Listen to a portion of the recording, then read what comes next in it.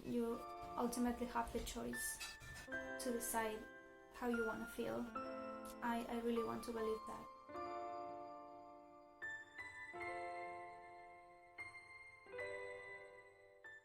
Hello everyone!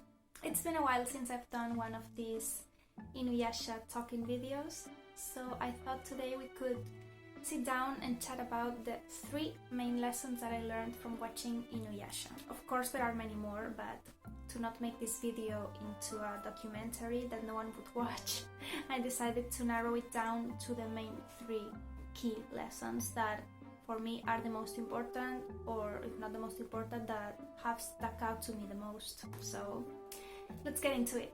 Each lesson I'm gonna talk about comes from a different character in the series. So the first lesson, of course, comes from our main character, InuYasha. And the lesson is, if your priorities change, your path does too. I remember how obsessed InuYasha was with getting the sacred jewel at the beginning of the series. He even tried to kill Kagome, for God's sake. You remember that? It looked like he wouldn't stop until he got the jewel for himself. His main priority in life was to become a full-fledged demon, and that way be stronger and stop feeling insecure and inferior, because that's how he had felt for his entire life as a half-demon, right? So that was his main goal in life, his main priority. The moment he met Naraku, that was the moment something clicked in his head and he was like, okay, maybe this is not as important as I thought, because now I know why my first love and I were torn apart, so I have this mission to avenge her.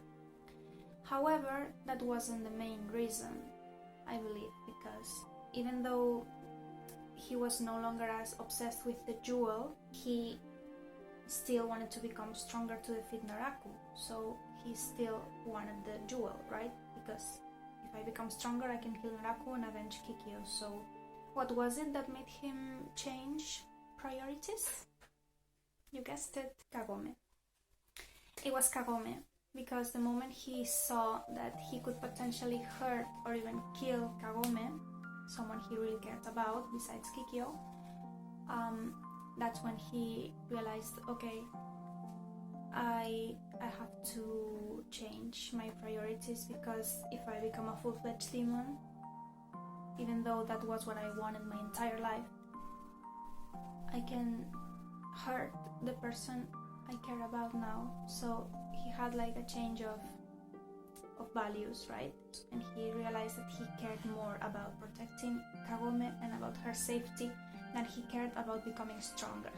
Seeing that taught me that, oh, it's possible to change your priorities. Even if you have devoted your whole life to something, even if you have attached your identity to something so much that it's who you are, if you grow as a person or you experience other things in life that make your mentality change and your priorities change, it's okay to leave that idea behind you. It's okay to stop pursuing that, because we all change, we all grow and evolve as humans, right? And as half demons. So it wouldn't make sense to keep pursuing the same things if we are no longer the same people we were when we first had the desire for that thing. We all have had our minds set on something that wasn't really what we needed. And if we keep pursuing that just because it's part of us, it's part of our identity, we are hindering our growth. We are stopping ourselves from growing and becoming the next better version of ourselves. And even if it's painful to leave behind something that you fought for your entire life, insert the sacred jewel or insert whatever else in life, it could be anything. You have to let go of the things that no longer align with who you are and with your priorities.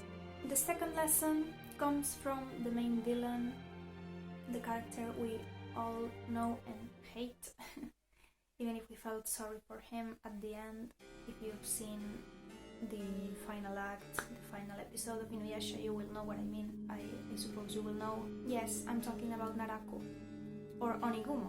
Specifically Onigumo, I'm talking about more than Naraku. Because this lesson is that you have to be careful with what you let inside your heart. What do I mean? So let's rewind and go back to the beginning of InuYasha and Kikyo's love story and see what happened with Onigumo. After he got injured and was unable to move and had to be taken care of by Kikyo, he fell in love with her, right? But his love was tainted and corrupted by jealousy. He was jealous and he was also bitter and angry because he couldn't be with Kikyo because of his condition, and also because he saw that Kikyo had fallen in love with InuYasha, and that's what made him so angry and so bitter that he ended up attracting all of those demons to him.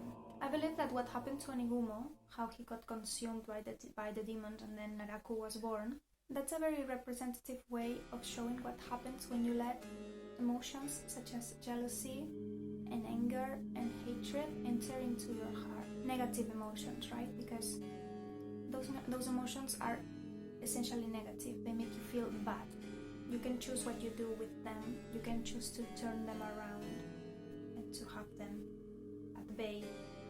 But if you have a bad foundation, which was the case for Onigumo because he was already a bad person, those emotions can only grow inside him and make him even more evil and even more bad than he already was. So what that taught me was that you have to be very careful with what you let inside your heart, because those emotions are not only harmful for you, but they are harmful for everyone else involved. What Onigumo did, well, Naraku, Onigumo, they are essentially the same person. What he did, he was motivated by these bad and negative emotions that he let take over. So you have to be very careful, because if you let those emotions take over, you can do things or say things that you will later regret. You can hurt other people. If you don't want to hurt other people and also don't hurt yourself, beware of what you let inside of your heart, because it can end really, really badly, and it can cause chaos and disaster like it did for InuYasha and Kikyo. Moving on to the third and final lesson. Of course, this one had to come from my girl, my favorite character, Kagome Higurashi. And this lesson is to accept all your feelings. This ties in very well with the previous lesson about beware of what you enter into your heart, because as much as you have to be careful, you also have to accept them as human, as natural, and not beat yourself up about it, because that's very counterproductive. Let's talk about Kagome, right? At first, she obviously struggled with understanding her own emotions, understanding why she felt the way she felt when she saw InuYasha and Kikyo together. She was just a teenager. It's very normal. We can barely understand our emotions when we are adults, even less when we are teenagers, right? So as the show progressed, she eventually started to understand her emotions more and more and more. And the episode that stuck to me, one of my favorite episodes from the entire show, I don't remember the name exactly or the number, but it's that episode when Hakudoshi tries to control Kagome using her darkness, her negative dark emotions that she has inside her, like the jealousy and the anger and all of that, to corrupt her. It's like that voice inside your head, right, that tells you, yes, you have all the right to hate them, you have all the right to feel this way because they have done this to you and they have done that.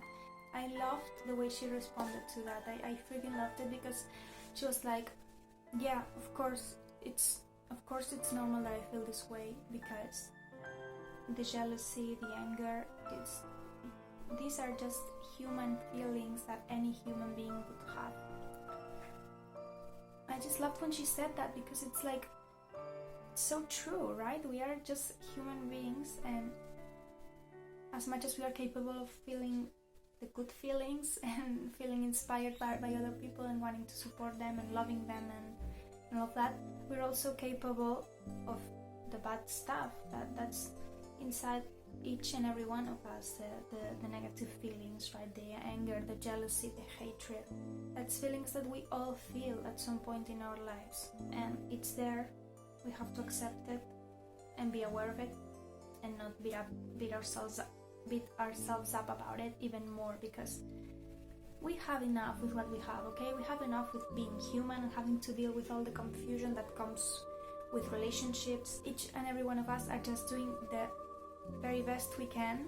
We are just trying to figure things out as we go, so we should not beat ourselves up and add more pain to the pain we already carry. We are already carrying just because we are alive, you know. So this is what Kagome, one of the main lessons Kagome taught me in watching InuYasha, was that accept your feelings, be aware of them, see them as human, as normal, but then choose what you do with them.